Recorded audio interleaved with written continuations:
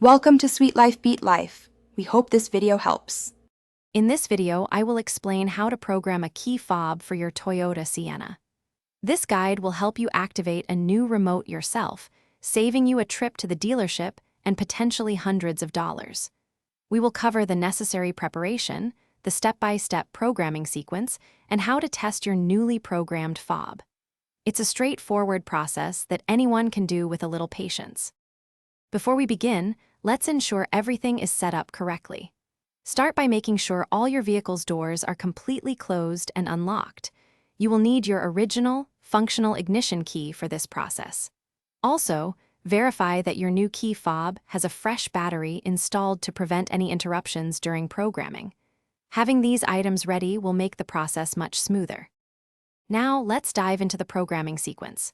First, with the driver's door open and unlocked, insert and remove your ignition key twice within 5 seconds. Next, close and open the driver's door twice. Then, insert and remove the key once. Repeat closing and opening the driver's door twice more. Insert the key, close the door, turn the ignition to on then OFF, and remove the key. The door lock should cycle, indicating programming mode is active.